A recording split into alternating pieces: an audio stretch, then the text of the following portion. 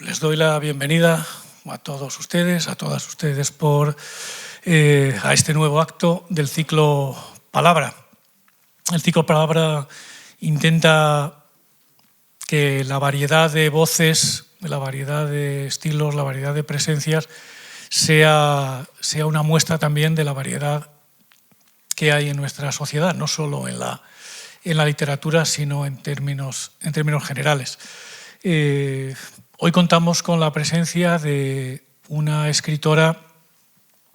Antes hablábamos, decíamos que algunos escritores tendrían que tener mucha más presencia, algunas escritoras más presencia, pero eso es una cosa del mercado. Nosotros el mercado, nosotros podemos decirlo, las escritoras no, las escritoras les gustaría que el mercado las hiciera mucho caso, pero sí que sabemos que hay un perfil de escritores, de escritoras que tienen mucho que decir y que están haciendo una labor muy importante para que la sociedad vaya construyendo unas orejas lo suficientemente agudas como para ser capaces de escuchar eso que se está diciendo. Es el caso de Elvira Navarro, a quien estamos hablando hace un minuto, nos conocimos en el año 2009 y en otra ciudad bastante más fría que esta, y porque ella asistía a unas jornadas de nueva narrativa y nueva crítica. Ya estaba ofreciendo en aquel momento Elvira Navarro un perfil de escritura que se ha mantenido a lo largo de los años, de profundidad de escritura y de profundidad de pensamiento. Hoy viene a hablar de las voces de Adriana y de otras muchas cosas. Es un lujo contar con Elvira en el ciclo Palabra y también con Flor Prieto, profesora de lengua, de literatura, y creo que crítica literaria, no sé si a su pesar, pero crítica literaria, que conoce muy bien esta obra. Les doy la bienvenida, espero que disfruten y no les quito ni medio minuto más del tiempo de Elvira Navarro. Bienvenidas y muchísimas gracias. Gracias a todos.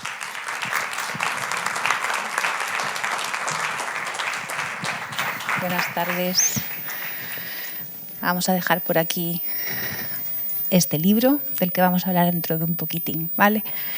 Bueno, lo primero de todo, quería agradecer a Javier sus palabras ahora mismo y el que me hubiese llamado para mantener esta charla con Elvira.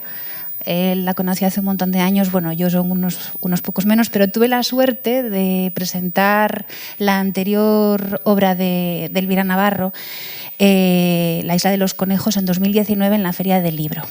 Y bueno, es una obra totalmente distinta a esta. A mí ya me llamó muchísimo la atención y a partir de ahí pues, la seguí, con lo que cuando Javier me llamó para decirme que si me interesaba, dije que por supuesto.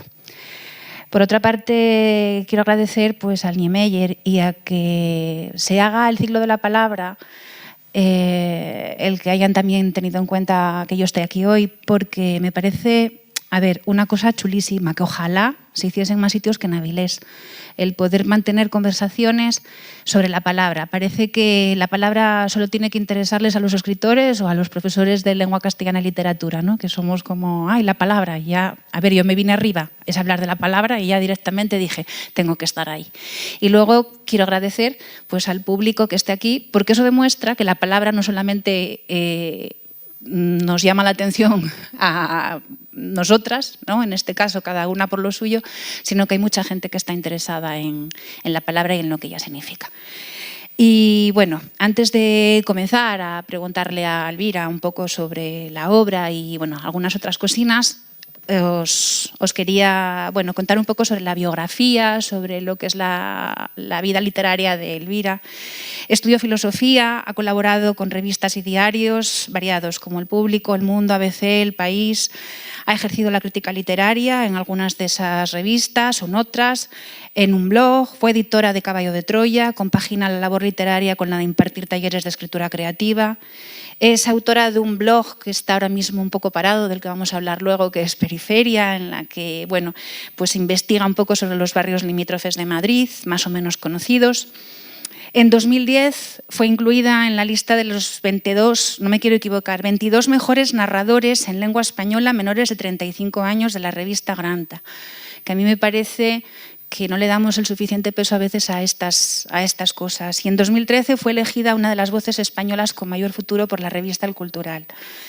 Últimamente, a través de las redes sociales, también vi que le habías hecho algo de ojitos al cine, algo ahí con un guión y una película. Entre su producción se encuentran títulos como La ciudad en invierno, La ciudad feliz, Los últimos días de Adelaida García Morales, La trabajadora, La isla de los conejos y, en este caso, Las voces de Adriana. Ha ganado premios como el certamen de jóvenes creadores del Ayuntamiento de Madrid, Premio Ciudad de Jaén, bueno, podría seguir ahí. Y con el libro que yo presenté hace 4 años ya, pues también fue nominada a un premio de literatura extranjera en 2021 y ha sido traducida a no sé cuántas lenguas, un montón de ellas. Evidentemente, yo desde luego no tengo ninguna duda, a la hora de pensar en el ciclo de la palabra y alguien que pudiese formar parte de este ciclo de la palabra, Elvira tenía que estar ahí, porque te adornan todas estas palabras: escritora, lectora, crítica, profesora, editora, articulista. En fin. Primera pregunta, como imaginarás, ¿con cuál de todas esas palabras te sientes más identificada? Aunque luego hablemos cada una de ellas, ¿con cuál disfrutas más o cuál te exige más? No sé. Pues, bueno, antes de contestarte, muchísimas gracias, Flor, por acompañarme a hacer de maestra de ceremonias. Muchísimas gracias a Javier, al Centro Niemeyer, a todos ustedes, al Ciclo Palabra. Para mí es un auténtico placer estar aquí.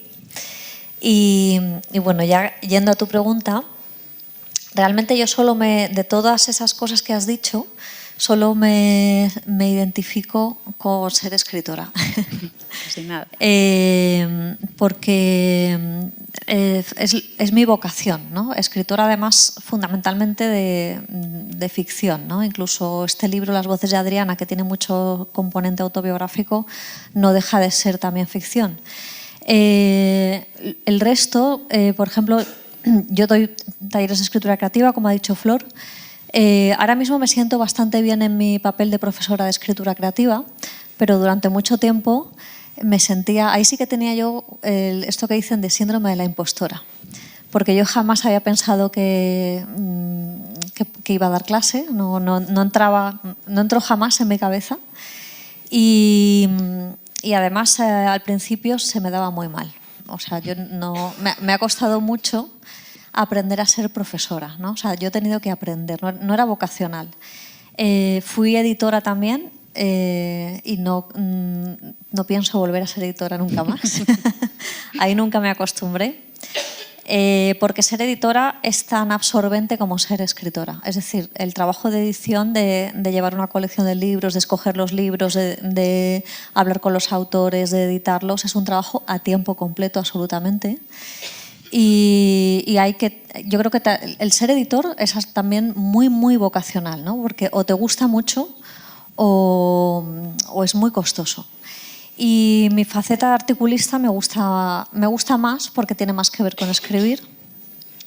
Y bueno, a veces me salen... Bueno, los artículos son como... según cómo te levantas, ¿no? O sea, hay veces que un artículo te sale del tirón, te quedas más o menos contenta.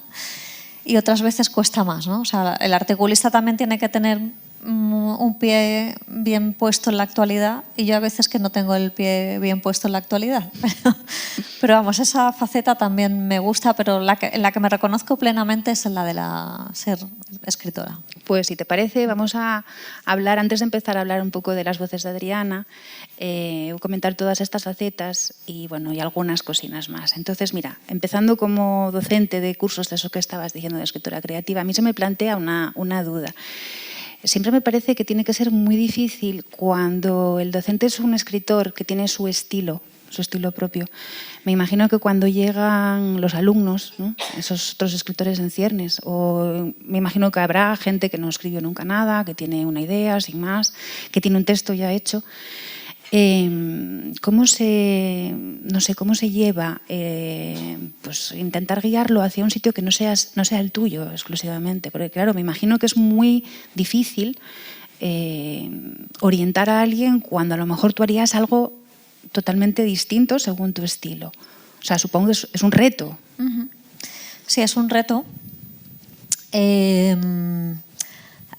Bueno, a los talleres de escritura es que muchas veces la gente que se apunta no quiere exactamente ser escritora. O sea, hay mucha gente que se apunta porque le gusta escribir y le gusta mucho leer. Y es una manera de entrar en contacto con otra gente que comparten esa afición, pero muchas veces es como quien se apunta a tenis, ¿no? O sea, no tienes la intención de ser tenista, pero te gusta el tenis y lo disfrutas y obviamente aprendes.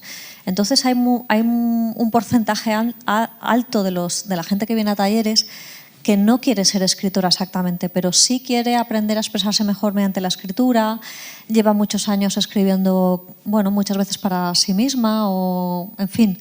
Entonces, el porcentaje de personas que se apuntan para ser escritores en realidad es pequeño. Y yo suelo ser muy respetuosa con el tipo de escritor o escritora que veo que tengo delante, ¿no? Por ejemplo, alguna vez he tenido, bueno, ahora tengo un alumno que está escribiendo una novela policíaca, ¿no? Yo nunca he escrito novela policíaca y no es un género que yo suela leer habitualmente, aunque hay algunas novelas policíacas que me gustan mucho, no es mi género. Pero yo procuro ponerme en la piel de ese alumno y bueno, convertirme para él en una lectora de novela policíaca, ¿no? Y tampoco es tan difícil, ¿eh? O sea, sí que hay... Esto es... Cada maestrillo tiene su librillo, o sea, cada profesor de escritura creativa tiene un estilo distinto, pero creo que ahí yo soy bastante versátil, porque no impongo ninguna poética a nadie, no me impongo porque creo que cada cual tiene que encontrar su camino.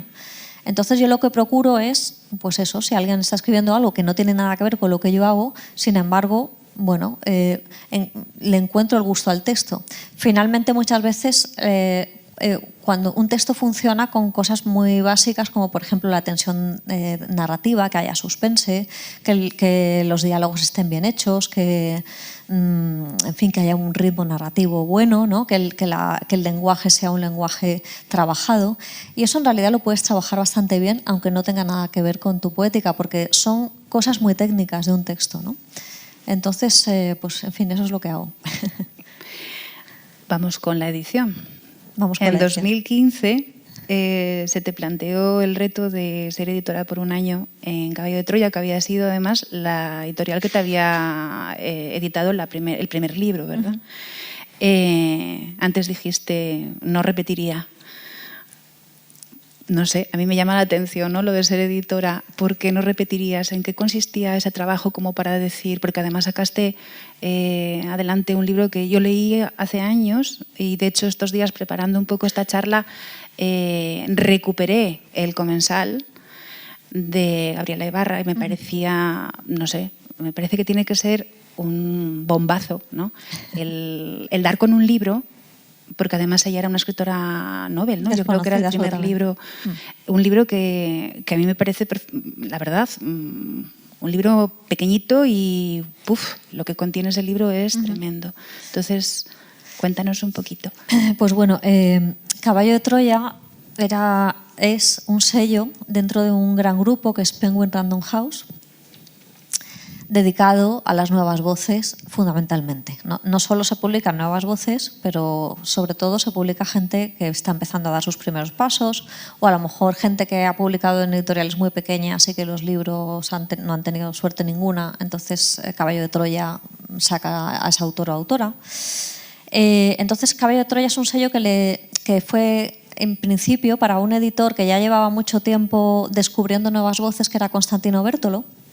Constantino Bertolo, por ejemplo, fue el primer editor de Ray Loriga, el primer editor de Marta Sanz, o sea, gente que ahora mismo son muy conocidos. Bueno, Ray Loriga es muy yo creo que todo el mundo conoce a Ray Loriga, y Marta Sanz 3/4 de lo mismo, ¿no?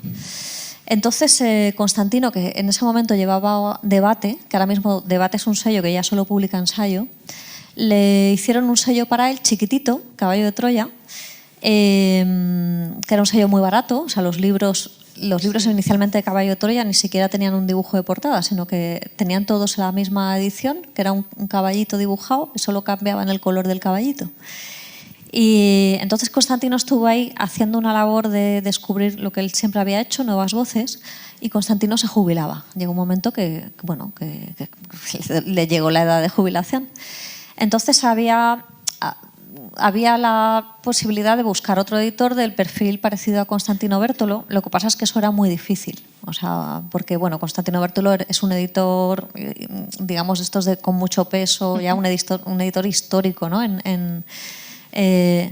Y se les ocurrió la idea de hacer un sello con editores que fueran cambiando, ¿no? O sea, al principio lo hicieron de un editor al año y ahora ya es un editor cada 2 años.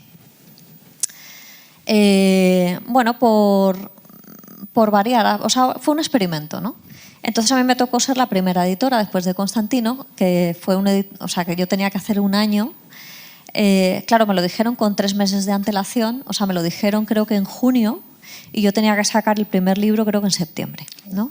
Entonces, claro, yo me vi de repente desbordada, porque es muy difícil encontrar manuscritos. Obviamente yo tenía una red de gente que conocía, bueno, porque cuando escribes acabas conociendo a otra gente que también escribe, y que, bueno, yo les dije, oye, tenéis una novela, tenéis cuentos, mandadme lo que tengáis, que yo tengo que hacer aquí una labor de investigación a ver qué puedo publicar, ¿no? Y eso es muy agobiante, porque en 3 meses, o sea, normalmente los libros que llegan a una editorial, la mayoría son muy malos, ¿no? O sea, yo cuando estaba en Caballo de Troya, que la gente mandaba muchos manuscritos, o sea, yo cada X tiempo tenía que ir a la editorial y tenía una mesa enorme llena de manuscritos, ¿no? Pero son manuscritos que la gente muchas veces escribe un libro y envía el manuscrito al azar a todas las editoriales, ¿no? Entonces, por ejemplo, a mí me llegaban novelas de templarios, porque todavía se llevaba en aquella época la novela de templario, yo creo que ya no se lee tanto. Me llegó incluso un manual de la ESO. Me llegaban memorias de gente que se había jubilado, que se había escrito sus memorias, pero que no era escritor, que simplemente había escrito sus memorias. O sea, te llegaba de todo, ¿no? Entonces, en fin, el caso es que yo, tirando de esta red que tenía, de posibles con gente que yo sabía que estaba escribiendo, que llevaba bastante tiempo escribiendo, una de ellas era Gabriela Ibarra, que es la autora del Comensal. Para quien no haya leído El Comensal, es una novela autobiográfica donde Gabriela Ibarra cuenta el asesinato de su abuelo a manos de ETA. Y para quien no la haya leído, yo la apuntaría. Es una novela maravillosa. No lo digo porque lo haya publicado yo. De hecho, yo decidí publicarla. Yo llevaba con Gabriela Ibarra trabajando esa novela hacía ya como 2 años o así. Ella me había contactado, yo daba talleres de escritura y a veces hacía una cosa que son tutorías, que es que alguien me contactaba para escribir su libro, pero ya cara a cara conmigo, ¿no? O sea, a lo mejor me mandaba en cada entrega 30 páginas, etcétera, etcétera. Entonces yo, cuando Gabriela Ibarra me contactó, que yo no la conocía de nada, o sea, era una persona para mí totalmente desconocida, bueno, ella tenía esa historia y ella, por aquel entonces vivía ella en Nueva York. Hacíamos los encuentros por Skype. Ella me iba mandando material y yo enseguida vi que ahí había un libro, que además había un libro muy potente. Entonces, por ejemplo, de Gabriela Ibarra fue una maravilla porque yo ese libro ya lo tenía, menos mal. De hecho, a ella le dio tiempo a acabarlo, nada más que a mí me dijeron que yo iba a ser editora, Gabriela ya estaba acabando el libro, entonces ese libro lo tuve muy fácil. Pero bueno, luego para otros libros me costó bastante encontrar manuscritos, porque te tienes que leer muchísimos manuscritos. ¿Y por qué no me gusta esto de ser editora? Porque el tiempo de lectura de manuscritos se te come todo el tiempo de lectura, es decir, tienes que leer muchas cosas que no te apetece leer. Luego, muchas veces los libros hay que editarlos, o sea, hay que trabajar con los autores y las autoras el texto, o sea, este capítulo por aquí, incluso yo muchas veces hacía trabajos de edición, de corrección de estilo. era un trabajo a tiempo completo. Luego, además, como a mí me conocía la gente, pues muchas veces los periodistas, en lugar de ir al departamento de prensa, me venían a mí para ver si podíamos presentar el libro aquí o una entrevista por allí o patatín patatán. Con lo cual yo me levantaba por las mañanas y tenía el correo con más emails de los que he tenido nunca jamás, entre los autores, los manuscritos que me llegaban, la gente de prensa que también contactaba conmigo. Y fue extenuante, ¿no? O sea, es por lo que he dicho antes de que es un trabajo para tener una vocación absoluta de editor, ¿no? Bueno, Sí. sacas en claro que no quieres volver a dedicarte, con lo que algo por lo menos se saca en claro Sí, de... hombre, yo me lo pasé muy bien ese año, ¿no? Pero acabé extenuada y con unas ganas de no volver a leer un manuscrito. Y este que yo no hubiera tópico, este mito que hay de que quedan un montón de manuscritos guardados en un cajón y que nadie mira para ellos, yo eso no sé, o sea, eso depende de las editoriales. O sea, tengo casos conozco gente que ha mandado manuscritos a editoriales que nunca recibe respuesta. Es decir, eso existe, ¿no? El no recibir nunca respuesta. Pero normalmente los grupos grandes, como Penguin, que es un grupo muy grande, tiene toda una serie de lectores. El trabajo de seleccionar manuscritos son varias fases. Hay una primera fase que consiste en leer las primeras páginas. Y ahí ya se hace un primer descarte. Hay muchos manuscritos que son muy fáciles de descartar en las primeras páginas. ¿Por qué? Pues porque están llenos de faltas de ortografía, de errores de sintaxis. Ya ves que son, no sé, memorias de alguien que no había escrito nunca, que le ha dado por escribir sus memorias. Un libro que no tiene nada que ver con el sello. O sea, esas cosas se descartan con muchísima facilidad. Te lees a lo mejor 10 páginas, 20 y ya lo has descartado, ¿no? Entonces, hay una primera criba que consiste en leer esas primeras páginas.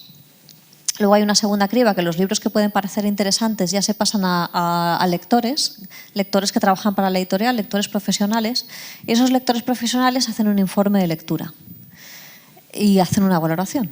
A veces incluso en esa valoración se pone nota, incluso, ¿no? A veces le pones a un libro un 7, un 6, un 5, un 4, un 2, ¿no? Y si el informe de lectura es muy positivo, a veces pasa directamente al editor o a veces pasa a un segundo lector a ver si también hace un informe igual de positivo. Esto depende de editoriales, ¿no? Y ya si coinciden, por ejemplo, dos lectores con un informe muy positivo, es posible ya que pase al editor. Entonces, bueno, eso suele ser el proceso habitual de criba de manuscritos. Luego hay editoriales, por ejemplo, que son muy pequeñas y que no tienen gente para poder hacer todo este proceso, porque este proceso es un proceso costoso. Entonces, claro, si una editorial la forman 2 o 3 personas y todos los días recibes no sé cuántos manuscritos, es que es materialmente imposible. Si tú eres el editor y tienes que estar editando los libros en los que estás trabajando y tienes que estar atendiendo a la prensa y tienes que estar con los distribuidores y moviendo el libro, y materialmente imposible que se pueda leer esa cantidad de libros que llegan. Pero normalmente, si la editorial, digamos, es lo suficientemente grande, suele tener medios para hacer la criba y, por tanto, recibir algún tipo de respuesta. Que normalmente, si la respuesta es negativa, lo que te mandan es una carta tipo. Pero te mandan la carta tipo porque ha habido un proceso y se ha descartado el manuscrito. Sigo con más palabras. Vale. Articulista. Escribes en periódicos. Bueno, y luego, no sé si podría llamarlos artículos, porque a veces son hasta pequeños relatos. Aparecen en el blog que mencionábamos antes, en Periferia. Yo creo que algunos de esas publicaciones, de esos posts, se podrían incluso extrapolar y sacar a un periódico. A veces son como artículos de opinión. A mí personalmente, esto es una curiosidad ya, me llama mucho la atención cuando os desdobláis. Está por una parte el novelista, con su ficción, su historia, y luego de repente llega el artículo. En tu caso, además, hay una acidez, o yo detecto, y una ironía distinta cuando estás trabajando el artículo a cuando luego pues, están los textos narrativos. Me parece difícil, sobre todo cuando a lo mejor estás inmersa en la redacción de una novela, porque los artículos estás escribiéndolos continuamente. ¿Cómo se consigue ese desdoblamiento de la Elvira novelista y la Elvira...? Bueno, los artículos, tengo temporadas. el blog, el pobrecito está parado, muerto. Sí. Con el blog mi idea era hacer un libro. El blog que yo llevaba era un libro sobre barrios de Madrid y yo escribía sobre Madrid, mi experiencia como paseante, como ciudadana, como habitante de la ciudad. Y yo escribía por libre lo que quería. A veces alguien de un barrio pues me llevaba a dar una vuelta por el barrio, a contarme un poco la historia del barrio, y yo lo reproducía, o a veces me iba yo sola. Y eso era muy gozoso y no me costaba absolutamente nada, porque a mí me gusta mucho escribir sobre la ciudad. Y además, como el blog era totalmente libre, bueno, pues yo podía hacer el planteamiento que quisiera, ¿no? Cosa distinta es ya los artículos para prensa, que ya ahí te tienes, digamos, que ceñir para empezar, a un número de palabras, ¿no? Y luego, si es un artículo de opinión, por ejemplo, para un periódico El País o ABC, que de vez en cuando me piden artículos, los dos, ahí hago un trabajo a veces incluso hago cierto trabajo de documentación, de proponer un tema, porque yo no soy articulista de opinión habitual, en el sentido, no sé, como puede ser, qué sé yo, Elvira Lindo o David Trueba, o sea, gente que semanalmente da la opinión sobre algún asunto que ha pasado, ¿no? Que ahí es cuando tienes que tener el pie ahí metido bien en la actualidad, que a mí es algo que no se me da muy bien, porque yo muchas veces estoy en mi mundo, no estoy en la actualidad.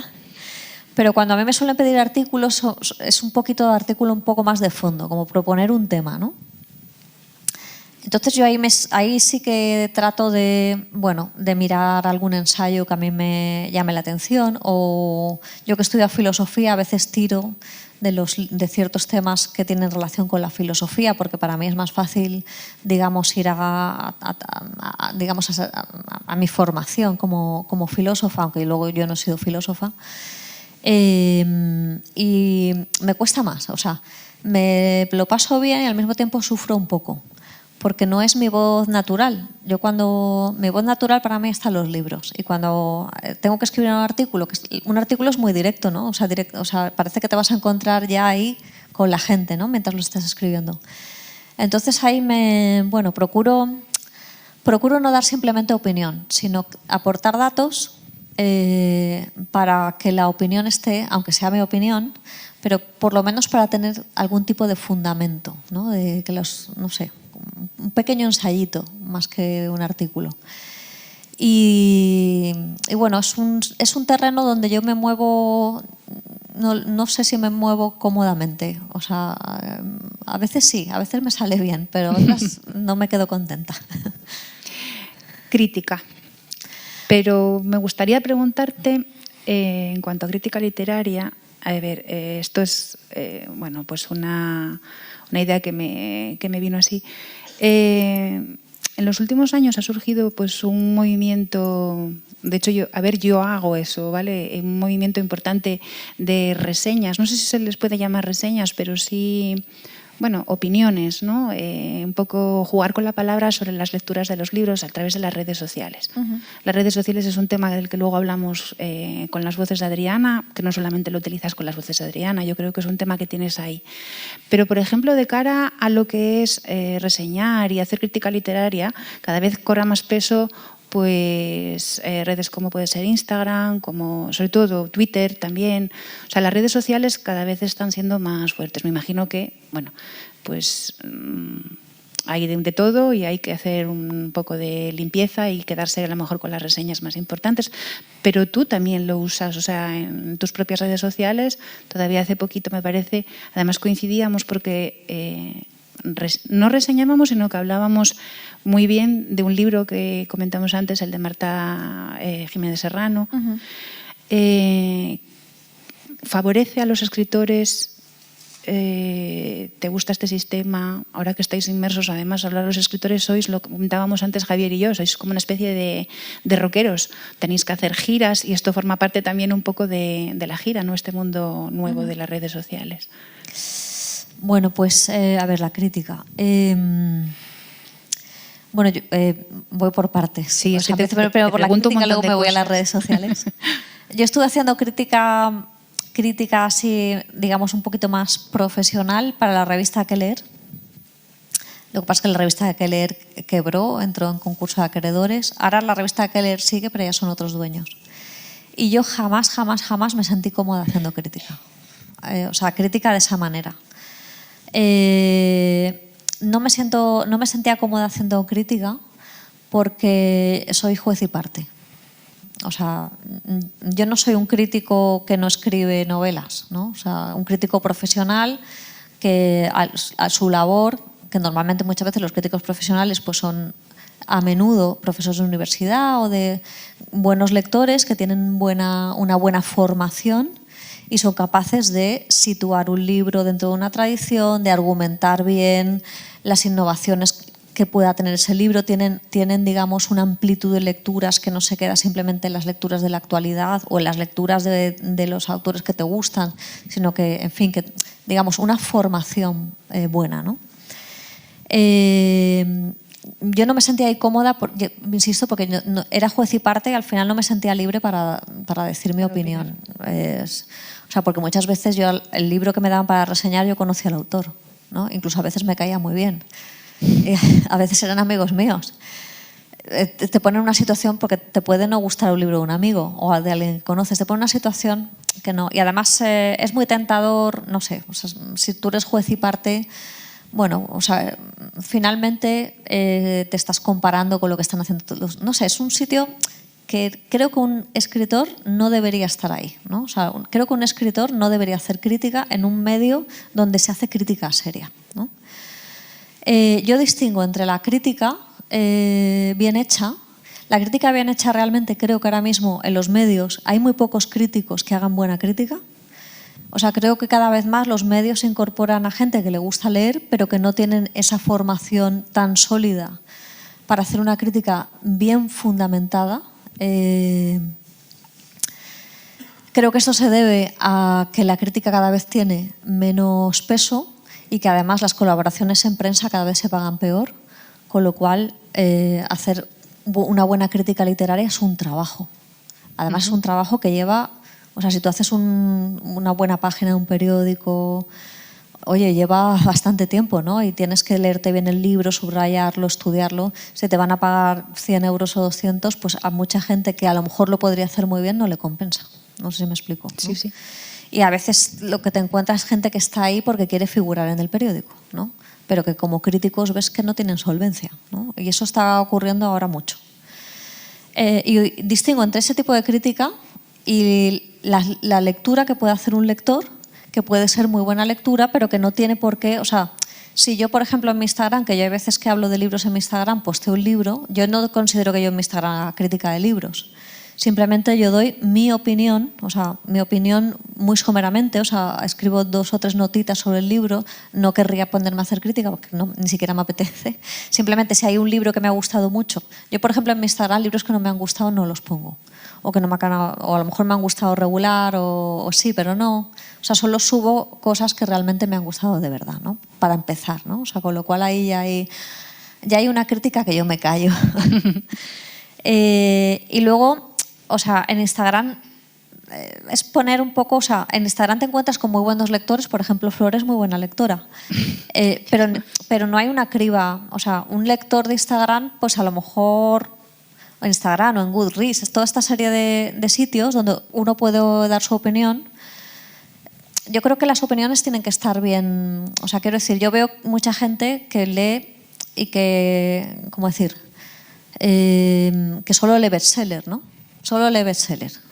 Bestseller a veces de muy ínfima calidad, ¿no? O sea, de estos que tienen una escritura como muy escolar y es ese tipo de... No pasa nada, ¿no? Pero a mí no me parece que esa persona, su opinión se pueda equiparar a la de un crítico literario. Su opinión es su opinión y es su gusto, ¿no? Y se circunscribe a su gusto y sirve para las personas que tienen ese gusto y que saben que esa persona con la cual comparten ese gusto, oye, pues mira, si le ha gustado a este que le gusta todo lo que a mí me gusta, pues pero creo que no que la democratización de la opinión da lugar a que, por ejemplo, tú entras en Goodreads y qué sé yo, el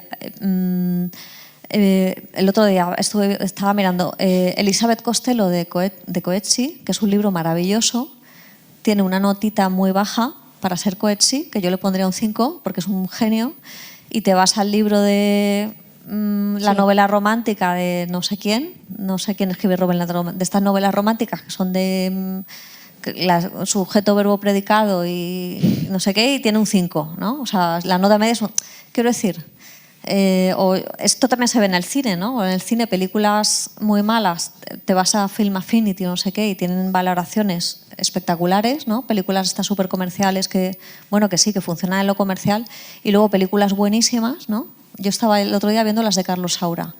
Tienen una nota baja, ¿no?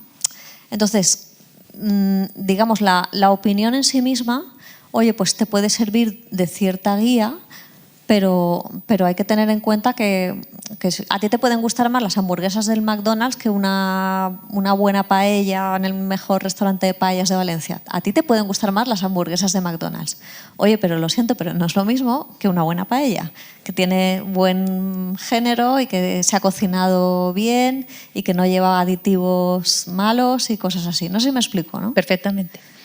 Entonces, digamos que mi opinión de las redes es que tiene un valor, por supuesto, y a veces encuentras a lectores muy buenos en Instagram que ves que tienen un criterio estupendo, pero que, bueno, que ahí vale lo mismo 8 que 80 también.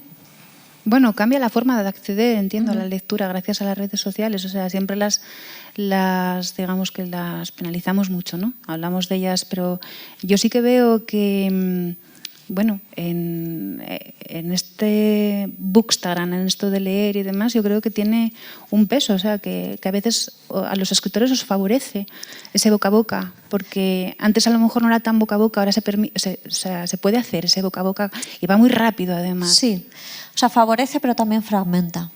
Es decir, antes, o sea, tienes razón en que favorece porque ahora hay muchas más posibilidades de que muchos más libros lleguen a más lectores, pero esos lectores siempre van a ser menos que cuando, por ejemplo, hacía 20 años o 30, un libro tuyo, a lo mejor en Babelia, salía muy bien reseñado, te hacían una reseña espectacular y entonces todo el mundo se leía ese libro.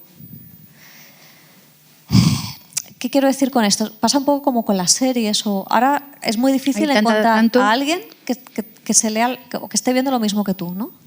Y al final, acaba siendo como que los nichos son muy pequeñitos, ¿no? Hay un nicho de lectores que le gusta esto, un nicho de tal que le gusta esto, un nicho... Es decir, está todo muy fragmentado. Entonces, no se genera... Es raro que se genere ya... Algunos debates han generado, ¿no?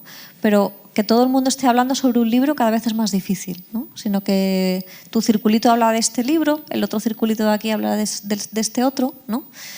No sé si eso es más bueno, si es más... Yo no tengo en realidad una opinión formada, porque no sé si es peor. Creo que es mejor para unas cosas y peor para otras. Seguimos. Lectora.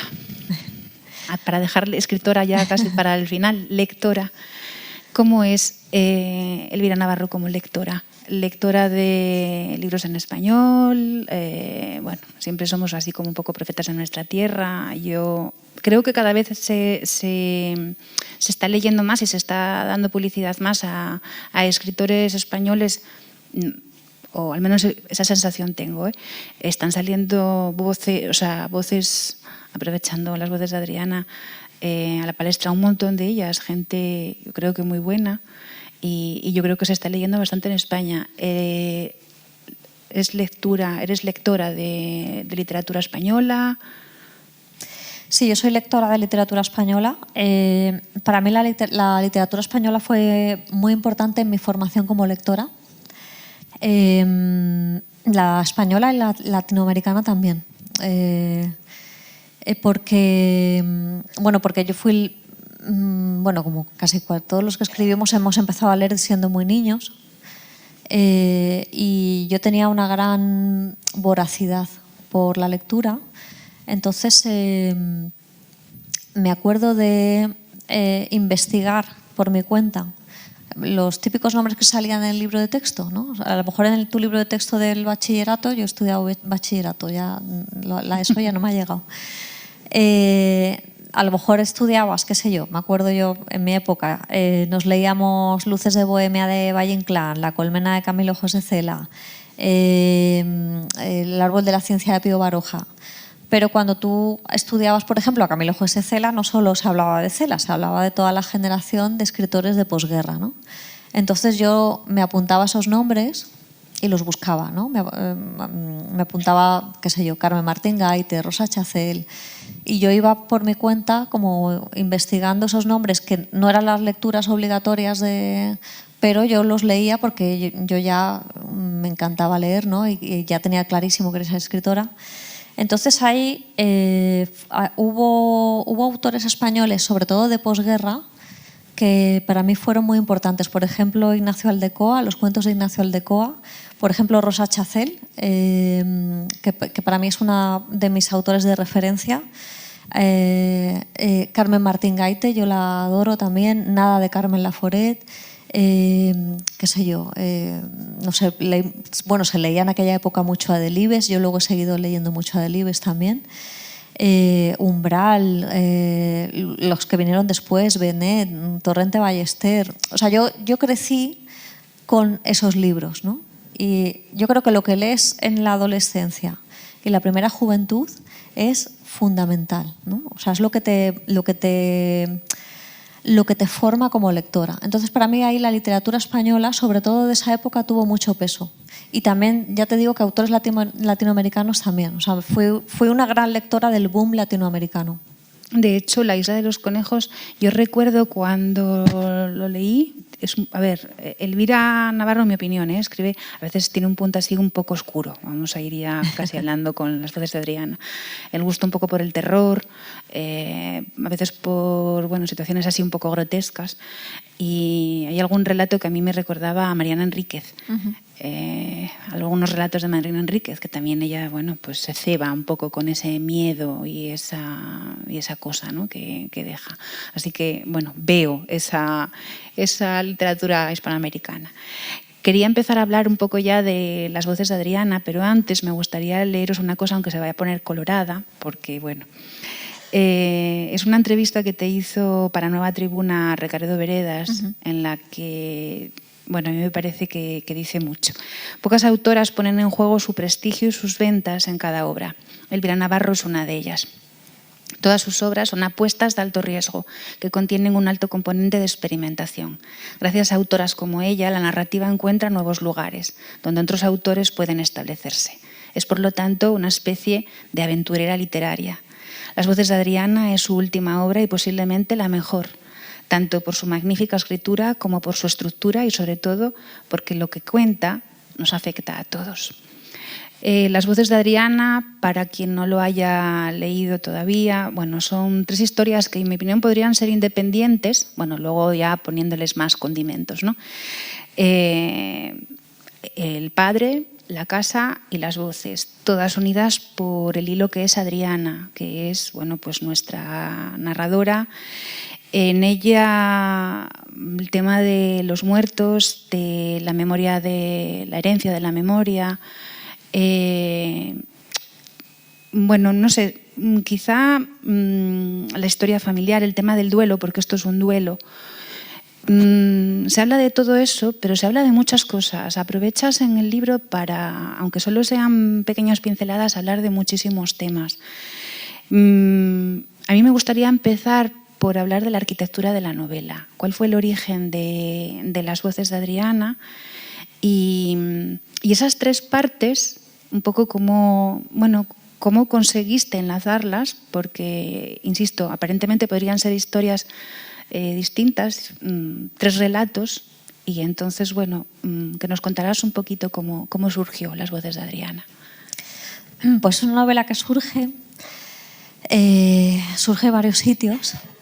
Hay un acontecimiento biográfico que es la muerte de mi madre, que mi madre murió en 2011, o sea, hace ya bastante tiempo.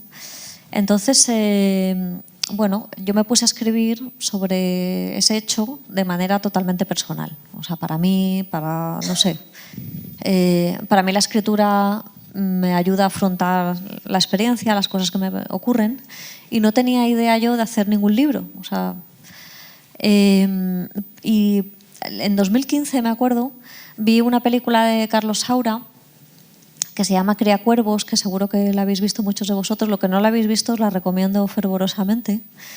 Es una película donde hay una niña interpretada por Ana Torrent que ha muerto la madre, sin embargo la niña pues se levanta por la noche, a lo mejor va a la cocina y ahí aparece la madre, ¿no? Que es Geraldine Chaplin, como si estuviera viva, tal cual, ¿no? O sea, no es una película en principio de fantasmas, no aparece, sino que aparece la madre y tiene conversaciones con ella, ¿no? Y tú vas descubriendo, conforme avanza la película, que la madre está muerta, o al principio no lo sabes, claro, los ves hablando a las dos.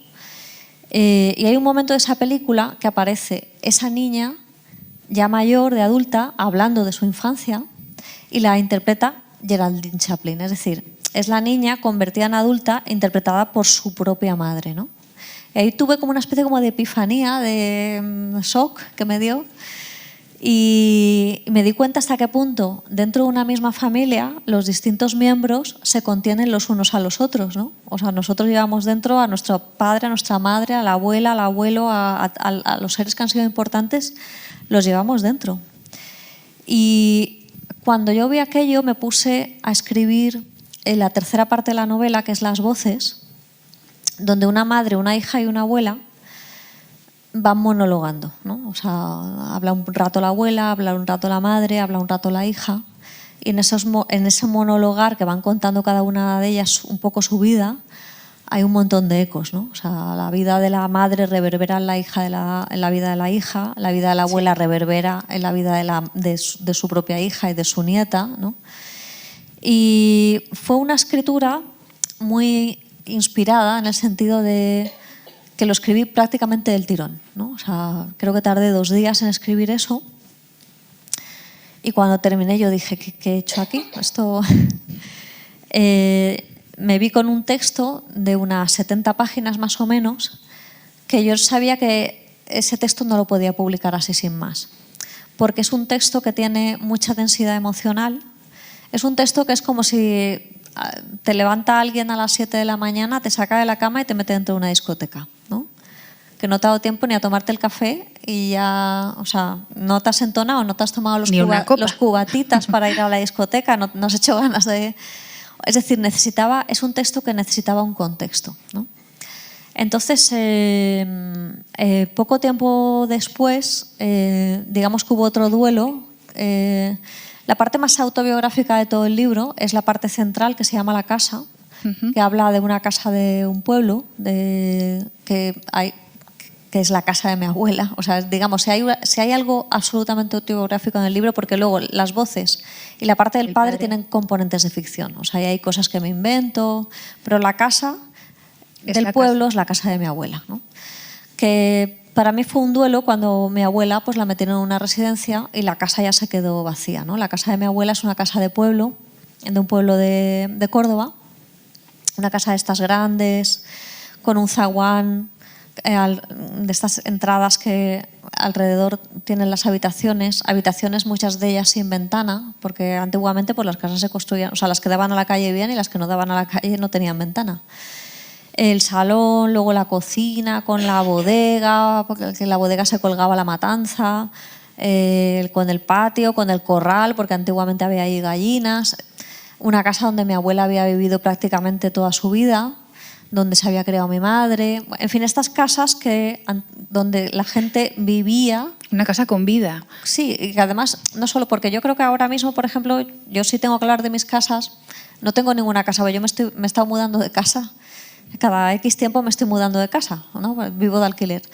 Entonces, yo no voy a tener seguramente nunca ya, ¿no?, una vivienda como la que tenía mi abuela, que se fue a vivir ahí cuando se casó cuando tenía 21 años y que la sacaron de ahí con 90, ¿no? O sea, es decir, y donde mi abuelo había vivido y se había criado mi madre, etcétera, etcétera.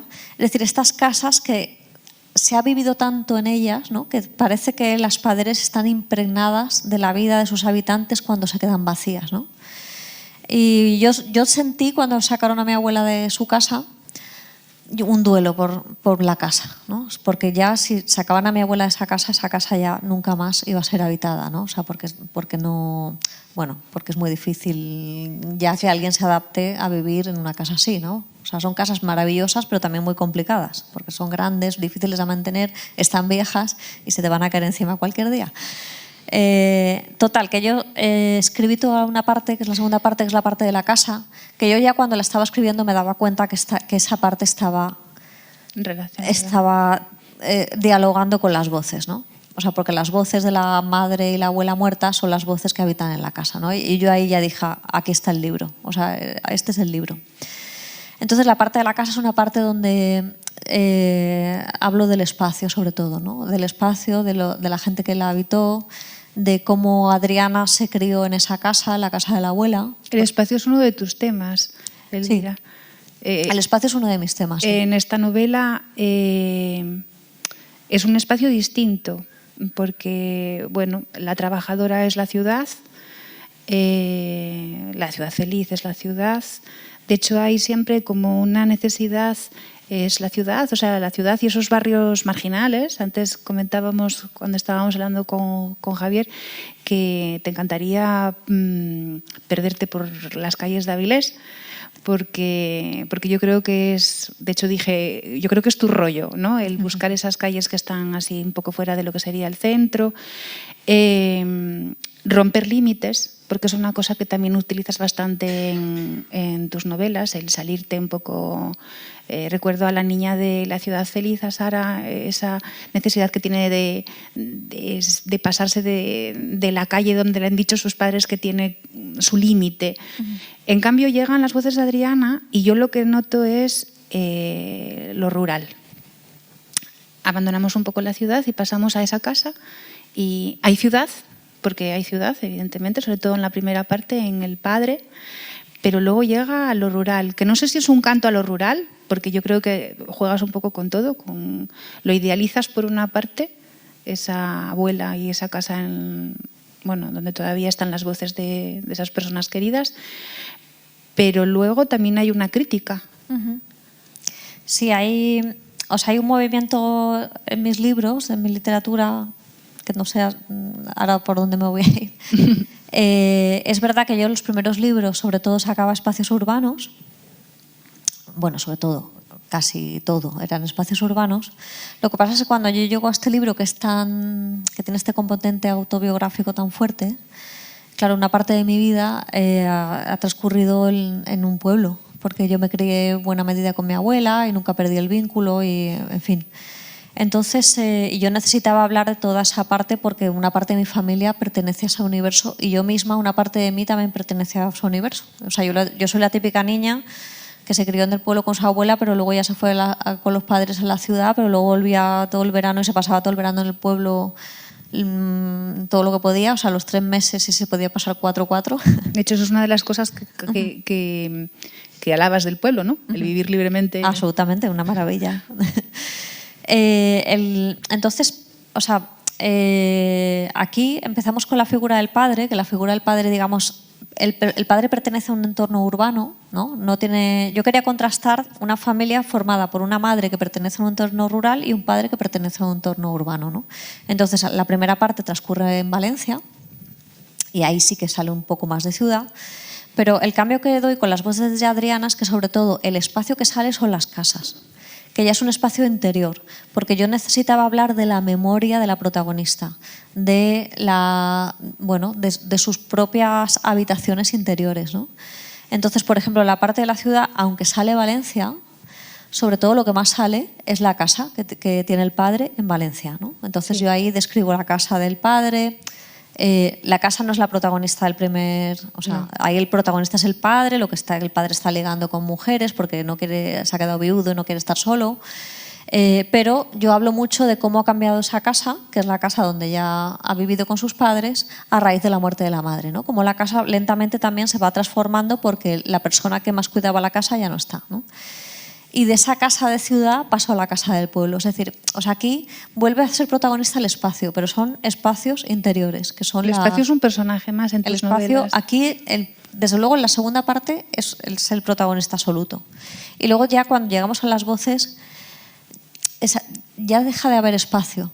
O sea, hay referencias a la vida de la abuela, o sea, la abuela cuenta su vida y la madre cuenta su vida, pero ahí lo que tenemos ya es pura memoria, ¿no? O sea, es Sí, como... deja de haber espacio y tiempo presente, de alguna forma. Es el juego. Otro de los temas que tratas en las voces de Adriana es la enfermedad. Bueno, como parte de... Primero es la enfermedad del padre. No desvelo nada si no leíste todavía la novela, porque es en la primera página. Utilizas una frase que a mí me parece... Bueno, hablas de... Adriana tiene la posibilidad de convertirse en la becaria de la muerte. A mí lo de la becaria de la muerte, nada más empezar, fue como tremendo. Porque planteas ese debate que creo que todos en algún momento cuando cuando empezamos a tener personas mayores cercanas a nosotros que empiezan a tener enfermedades, todos nos debatimos, ¿no? Entre si esa persona no se quiere cuidar, le permito que no se cuide y que con eso reste vida, o le obligo de alguna forma a seguir cuidándose a pesar, o sea, que siga fumando, que siga bebiendo, que siga... Y ese es el padre de Adriana. Es la parte, yo creo, que como la más dinámica, ¿no? Es la parte que tiene más sentido del humor. El padre es un personaje como muy vital, ¿no?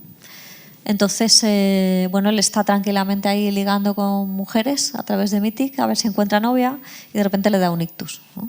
No estoy haciendo ningún spoiler porque esto viene al principio de la novela. Entonces, cuando le da el ictus, no es el padre quien piensa en la muerte, es su hija, ¿no? Porque de repente Adriana tiene mucho miedo de perder ya lo que le queda de su familia, que solo le queda a su padre, ¿no? Además, Adriana no ha construido, o sea, no tiene pareja, es muy solitaria, o sea, es un personaje muy solo, ¿no? Entonces el único vínculo fuerte que ella tiene en su vida es su padre, ¿no? Y si lo pierde, de repente todo desaparece. Bueno, todo desaparece no, pero desaparecen sus agarraderas fuertes, ¿no? En fin, las personas amadas, ¿no? Ya no quedan. Y entonces ella se obsesiona con que el padre se tiene que cuidar y el padre pasa de todo, el padre lo que quiere es vivir a su manera, o sea, como diciendo, bueno, para lo que me queda por vivir aquí voy a vivir como a mí me da la gana, ¿no? Que no tengo ninguna ganas ni de dejar de fumar, ni de tener que ponerme ahora a hacer deporte. Y esto procuro tratarlo con mucho humor, o sea, bueno, sobre todo porque el carácter del padre es muy, muy vital y es como muy gamberro el padre, ¿no? O sea, pero al mismo tiempo es muy entrañable. Pero sí, ese es un tema y lo que yo me estaba planteando ahí cuando estaba escribiendo eso es el tema de la autoridad, ¿no? Porque la autoridad de los padres a los hijos está clara y cuando son pequeños los hijos todavía más, ¿no? O sea, los padres mandan sobre los hijos. Pero claro, cuando los hijos se convierten en padres... Pero cuando los hijos ya hay que cuidar a los padres, es que la autoridad de un hijo nunca va a estar clara, ¿no? O sea, porque no es el lugar natural de alguna manera, porque además las personas tienen perfecta libertad de, si no quieren cuidarse, que no se cuiden, ¿no? O sea, no le puedes obligar a alguien que se cuide. Porque además, igual para esa persona cuidarse es hacer lo que le da la gana hasta el final y eso es su concepto de buena vida, ¿no? Y en su derecho está, ¿no? Pero bueno, hay esta tensión, este conflicto al principio y la cosa es que yo tenía que hacer una decantación de ahí hasta las voces, de ahí las 3 partes y puesto que en cada parte Adriana se hace cargo de una memoria, porque la primera parte que está dedicada al padre es una memoria que todavía está viva, ¿no? Porque el padre todavía no ha muerto. Entonces el legado del padre hacia ella no se ha cerrado, ¿no? Porque el padre todavía puede seguir vitalmente, digamos, enseñándole cosas, o sea, la experiencia del padre no está cerrada, ¿no? Entonces yo ahí tenía que hacer un tipo de escritura que en efecto, como tú dices, hay más diálogo, vamos de aquí para allá, porque el padre está todo el rato yendo de aquí para allá y Adriana también, ¿no? Y luego, digamos que yo tenía que hacer una decantación entre 3 tonos, de tal manera que cuando hiciéramos el tránsito hacia la casa, que de repente ya vamos directamente a un espacio, que es un espacio que se ha quedado sin vida, pero reverbera toda la vida que hubo, ya la escritura, el tono cambia, ¿no? Y entonces yo tenía que, digamos que el trabajo de la novela para mí fue encajar las tres piezas, ¿no? Porque no podían ser son tres piezas independientes que no son independientes al mismo tiempo, porque en realidad solas ninguna de ellas funcionaría, pero tenían que ir como rimando, como tres partes de un, no sé, de un concierto o algo así, ¿no? Una parte que es más hacia el exterior, ¿no? Con una escritura más rápida, otra parte que de repente es como un remanso, y la última la voz se eleva, ¿no? Es como estos conciertos largos, estos ¿no? que antes se hacían, no sé, concierto de Mozart para piano, número no sé qué, ¿no? Un poco el libro es así, ¿no? Sigue como tres movimientos que tenían que estar rimados, ¿no? En la primera parte, que es así, aprovechas además para hablar de relaciones. A ver, todo el libro es una relación, evidentemente, y es uno de los temas que... Pero otra cosa que me gusta mucho es cómo planteas las relaciones, cómo están cambiando las relaciones a día de hoy. O sea, el padre busca ese ligoteo constante con otras mujeres a través de Mythic, me parece que es. Ella misma, Adriana, también es como que le falta un poco el contacto humano, ¿no? También busca a través de las redes sociales conocer gente. Las propias relaciones amorosas, si es que se pueden llamar amorosas, que aparecen en el libro, son todas un poco complicadas. La relación de los padres que cuenta Adriana, la relación que tiene Adriana con otros hombres, o sea, con el hombre que menciona, el hombre de la barba al final del texto. ¿Ha cambiado tanto la relación? Hombre, yo creo que las relaciones sí que han cambiado muchísimo. Primero porque, pienso por ejemplo en el personaje de la abuela, que la abuela cuenta su vida un poco también. La abuela es una señora que nace en 1922 en una España rural, que recibe una educación muy básica, educada al mismo tiempo también en una religiosidad esta oscurantista, ¿no? Este catolicismo tan cerrado, donde ibas a ir al infierno si no hacías esto, esta interpretación literal de la religión, ¿no? Y la abuela, las relaciones amorosas que podía tener era casarse y si el matrimonio iba mal, pues aguantar, ¿no? O sea, porque en esa época pues ni se planteaba el personaje la posibilidad de... Bueno, es que ella ni siquiera tenía una independencia económica, no tenía nada, ¿no? O sea, su función, digamos que su rol era ese y ya está, ¿no? Y en el otro extremo está Adriana y su padre, en el presente, que el padre está ligando con mujeres y Adriana viendo a su padre que está ligando, al final ella decide irse a Tinder y ligar también, ya que... Porque el personaje de Adriana está en pleno duelo, ¿no? Entonces ella está un poco detenida. Y de alguna manera ella envidia un poco la vitalidad del padre, ¿no? Y trata de salir. Y una de las cosas que hace Adriana es abrirse un Tinder, ¿no? Y bueno, tiene relación con algunos hombres a través de Tinder, pero que le dan igual, ¿no? O sea, son relaciones de estas de pim pam pum, ¿no? O sea, ya está. Entonces, claro, son dos extremos, ¿no? Son, digamos, la extrema ligereza del padre, donde las relaciones casi que son una manera como de pasárselo bien y ya está, ¿no? O sea, no hay a ese tipo de relación donde tú te metías en un matrimonio y no podías salir de ahí, ¿no? O sea, entonces yo procuro recorrer en el libro todo el arco y también quería hacer un poco de reflexión de las relaciones, porque Adriana al principio está intentando terminar una tesis doctoral, luego la termina, está muy aburrida. Creo que esto es algo que, sobre todo, bueno, para quien tenga redes sociales y como estés haciendo un trabajo que te aburre a muerte, oye, pues es una manera de abrir el periódico, leerte una noticia, te vas a Instagram y ves no sé qué, te vas a Twitter y lees no sé cuánto, te vas a otro sitio, ¿no? Pues así está la protagonista, ¿no? Que está abriendo todo el rato ventanitas porque está muy aburrida. Y también porque se siente muy paralizada, ¿no? Entonces ella está ahí como bicheando la vida de los demás, ¿no? O sea, una especie como de diálogo interno con las voces que le llegan de las redes sociales. También el tema de las voces de Adriana no solo hace referencia a las voces de los muertos, de sus muertos familiares, sino a las voces del presente, a lo que todo el tiempo está recibiendo ella. Entonces yo ahí quería también reflexionar un poco sobre la relación tan fantasmagórica que establecemos con los demás a través de Internet. Porque bueno, tú puedes, a lo mejor, tienes una red social, ¿no? Y la abres a diario y a diario ves a fulanito o a menganita que a lo mejor solo es amigo de esa red social, es decir, no lo has visto en tu vida en persona, pero le sigues porque te interesa, qué sé yo. Por ejemplo, antes que tú hablabas del Instagram, de gente que escribe reseñas de libros en Instagram, ¿no? Imagínate, tú tienes tu pequeña comunidad de gente que escribe sus reseñas de libros, ya llevas 2 años ahí conociendo a esas personas, pero no las conoces de nada. O sea, quiero decir que la relación que se establece con esas personas es totalmente una proyección. O tú supones que esa persona es de una determinada manera, pues porque tiene estas opiniones, porque sube estas fotos, pero no conoces de nada a esa persona, o sea, ¿no? Entonces, lo que haces es hacerte un juicio muy sumarísimo que probablemente habla más de ti que de esa persona, ¿no? Esto lo hacemos con los demás en persona, ¿no? Pues las redes sociales esto se multiplica por 1000, ¿no? Porque no tienes delante, no tienes la voz, no sabes, ¿no? Entonces es todo como muy fantasmagórico. Y lo mismo ocurre ahora mismo también cuando pasamos mucho tiempo con las pantallas, el mundo que nos llega a través de las pantallas, que no hay un contacto.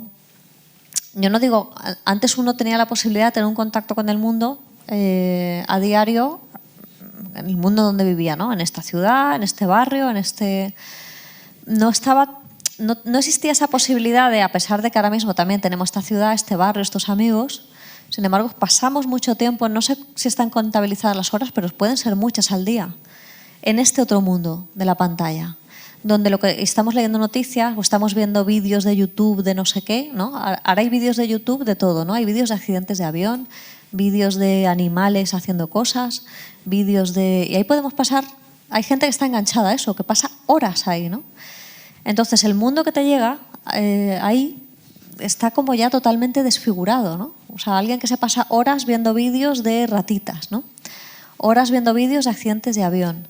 Todos estos reels que te llegan de opiniones políticas de no sé qué, si es la política, ¿no? Si es la política y te pones a ver gente que da su opinión a través de reels de Instagram, estás todo el rato escuchando opiniones que duran 30 segundos, ¿no?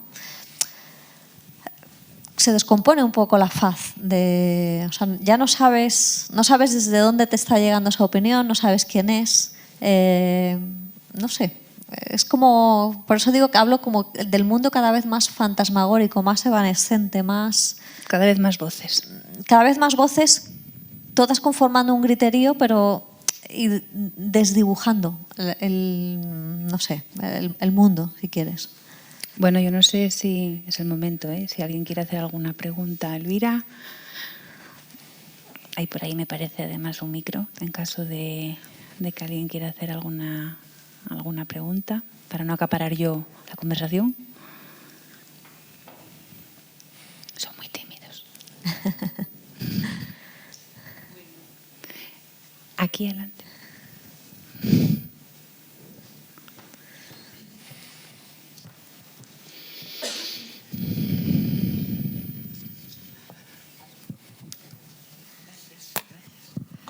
Bueno, ya hemos comprobado y sabemos de propia mano la importancia de leer.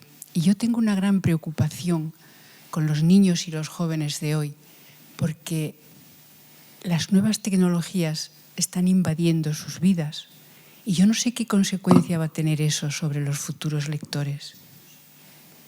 Es algo que me preocupa muchísimo, porque veo en mi entorno, en mi ámbito, entre mis amigos, entre los adultos. Ojo, que hacer esto solo con niños y jóvenes, que también nos está pasando a los adultos. Y digo, ¿esto va a cambiar el panorama lector? ¿Va a ser algo poco constructivo? ¿Qué va a ocurrir? Pues yo tengo pocos datos.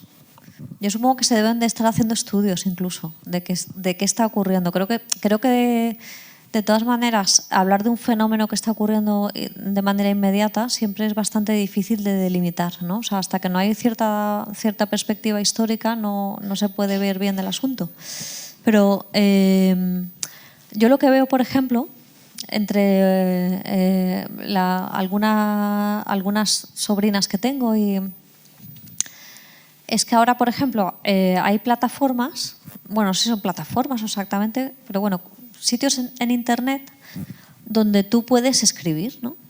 O sea, y la gente, por lo visto, sube ahí no sé si son capítulos o cuentos o no sé qué, y tienes un montón de seguidores. O sea, por lo visto hay gente que tiene muchísimos seguidores, ¿no? Y yo lo que veo es que mucha gente participa ahí, pero no lee, solo escribe. O sea, lo que estoy observando es que mucha gente solo escribe, pero no lee. O sea, no lee libros o leen pocos libros, ¿no?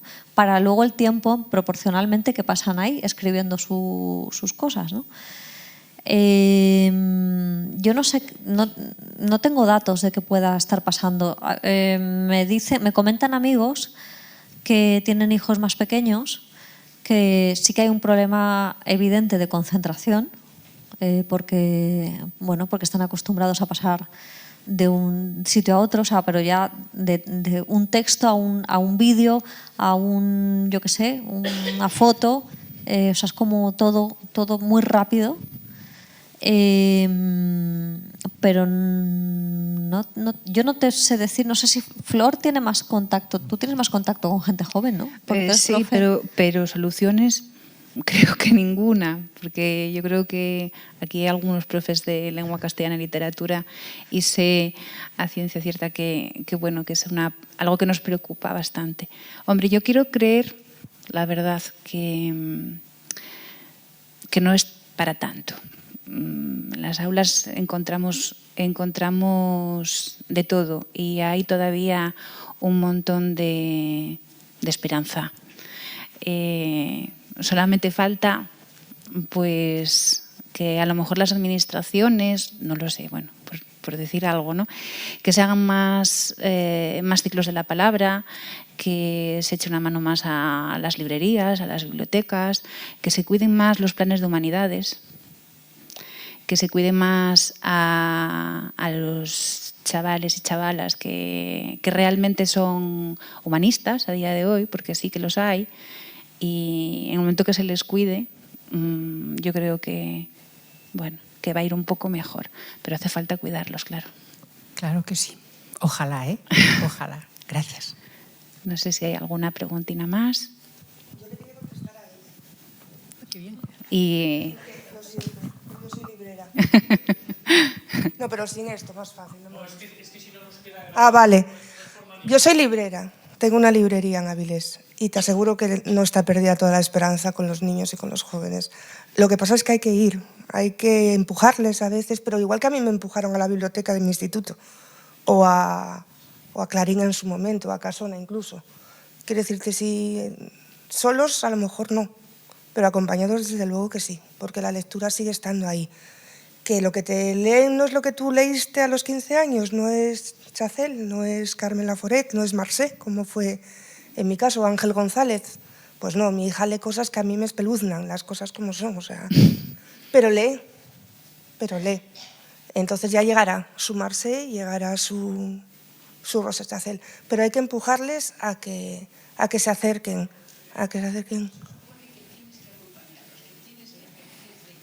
pero es que los padres y los profesores acompañamos, y los libreros acompañamos. Y si no, yo antes estábamos hablando de la crítica, también es otra cosa que quería decir, de las redes sociales y Flor, del Instagram, no me gusta el buenismo. O sea, hay que decir lo que no nos gusta, ¿por qué no? Porque yo, por ejemplo, Ana, ¿vale? Con todo mi respeto, y vamos a hablar de Mariana Enríquez. Yo no puedo leer un libro de Mariana Enríquez porque el terror me da terror, entonces. Pero igual que no pude ver Drácula de Coppola, o sea, me tuve que ir del cine porque tal. Yo este libro no lo he leído, pero veo Becaria de la Muerte y yo creo que ya, o sea, pues no, te aseguro que no. Pero es un tema de gustos y no pasa nada. Es que ese es el tema, porque tenemos miedo también. Parece que hay un buenismo, un Mr. Wonderfulismo a decir que no nos gusta un libro, que no es malo que no nos guste un libro. Es la crítica. Tiene que haber de todo, esa es la gracia. Pues eso me refiero. Lo que decías tú antes, solo dices los libros que te gustan.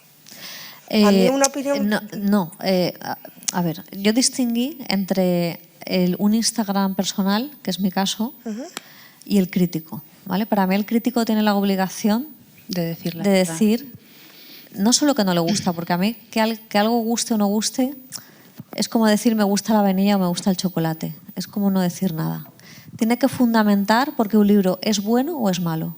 que va más allá del gusto. O sea, yo creo que hay un criterio y creo que hay libros buenos y creo que no se puede comparar a García Márquez con, qué sé yo, Con no el sé. Wattpad que comentabas antes, o sea, con lo que pueden leer ellos en un momento determinado. No sé, un autor de bestseller de sujeto verbo predicado porque no sabe construir subordinadas. O sea, y ahí hay un criterio que no es gusto, sino que es que uno es un gran escritor y el otro, bueno, está bien, pero no es un gran escritor, ¿no?